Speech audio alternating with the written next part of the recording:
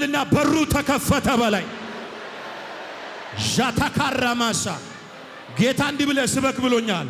ጌታ እንዲህ ብለህ ስበክ ብሎኛል። ዛሬ ሌሊት ሄዳችሁ በማታውቁበት መንገድ ዛሬ መሄድ ልትጀምሩ ስለሆነ ማን ነው የተዘጋጀ ሰው? የተዘጋጀ ሰው ወደፊት ይራመድና ይሄዳለው ይበለኝስ። ወይ ለሁለት ሰው ለሶስት ሰው እየጨበጣችሁ ሄደ የማታውቅበት መንገድ ትሄዳለህ በሉት። ገብተህ ወደማታውቅበት ሰፈር ትገባለህ በል።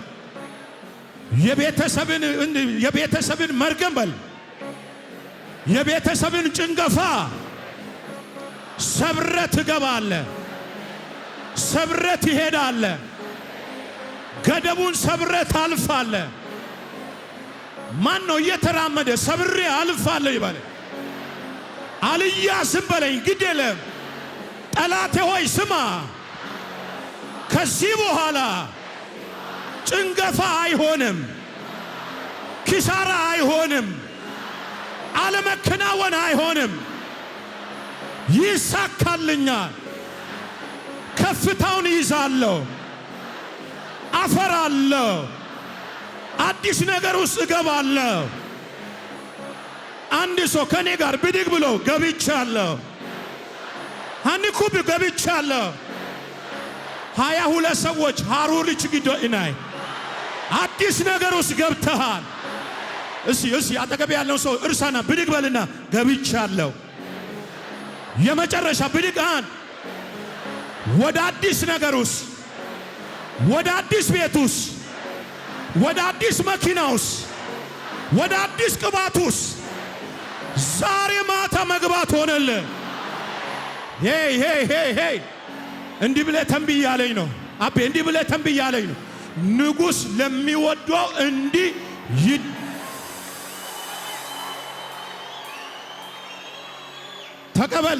ተቀበል። በዚህ 10 ቀን ውስጥ በእኔና በአንተ ላይ ሊነበብ የወጣ የውሸት ዜና ይቀየራል። ንገረው፣ ዜናው ይቀየራል በለው።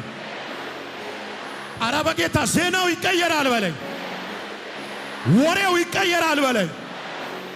ሟርቱ ይቀየራል በለኝ። ማን ነው የኔ ነው የሚል ሰው ዘሎ አሜን ብሎ ይውሰድ። አቤት ጌታ እንዲህ አለኝ፣ ከዚህ ግቢ ሳይወጡ አለኝ ጌታ መታወቂያቸው የሚቀየር፣ ስማቸው የሚቀየር፣ ታሪካቸው የሚቀየር፣ የትላንትና ስማቸው የሚለወጥ እኔ ነኝ የሚል ዘሎ ይውሰድ።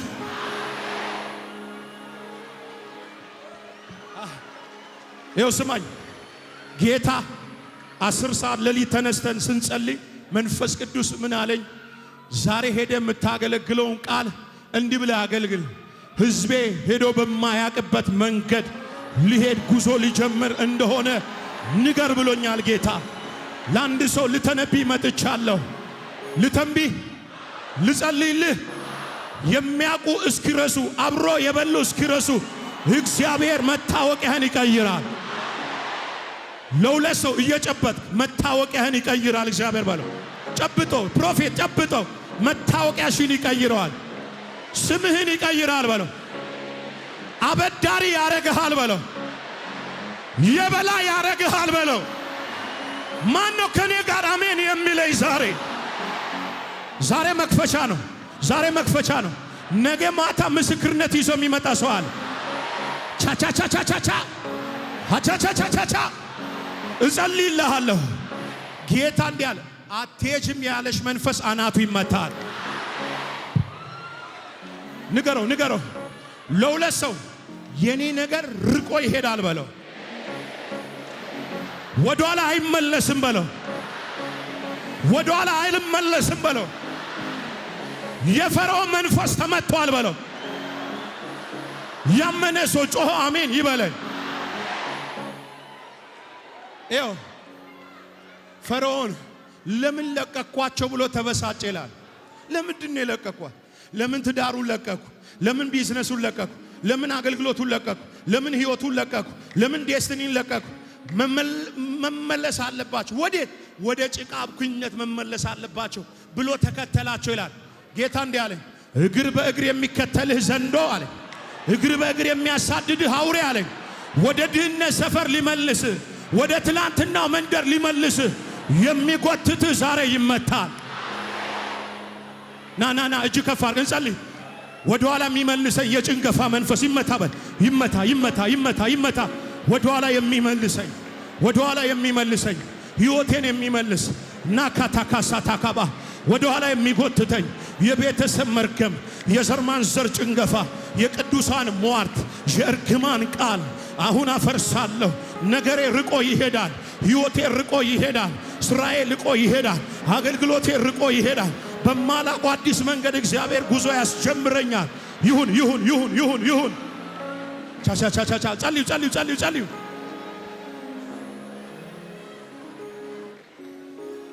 ኢየሱስ ጌታ ነው። ሁለት እጃችሁ ስጡኝ እንዲህ ብዬ ልጸልይላችሁ። ታሪክ የሌላችሁ ከነገ ጧት ጀምሮ ታሪክ ወዳለው ምዕራፍ ውስጥ እግዚአብሔር ያስገባቸዋል።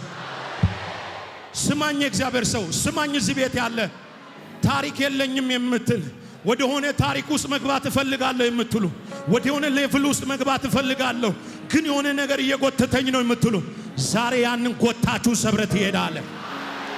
ያንን ጎታችሁ መተት ይሄዳል። ያንን ያደከመን ሰብረት ይሄዳል። ያንን ያሳለን ሰብረት ይሄዳል። የኔና ያንተ ነገር ርቆ ይሄዳል። ቢዝነስ ርቆ ይሄዳል። አገልግሎት ርቆ ይሄዳል። ጤንነት ርቆ ይሄዳል።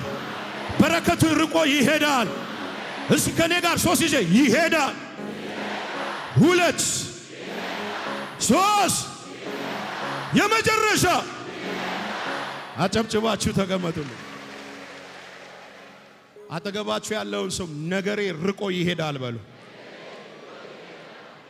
አላውቅም የሆነ ሰው ብቻ ርቆ ሄዶ ሄሎ ይኮ ነው አሜሪካ ሩሞንኩ ከሾሞቤ ይኮ ነው ሳፋሬ ቀየሩሞንኩ ከሾሞቤ የት ነህ? አድራሻ ከለወጥኩ እኮ ቆይቻለሁ። ወዮ አጠገባችሁ ያለው ሰው አድራሻ ከቀየርኩ ቆይቻለሁ። ገፋ አድራሻ ከቀየርኩ ቆይቻለሁ። ገፋ አድራሻ ከቀየርኩ ቆይቻለሁ። ሰፈር ከቀየርኩ ቆይቻለሁ። ስልክ ከቀየርኩ ቆይቻለሁ። መታወቂያ ወይኔ ዝቤት አለ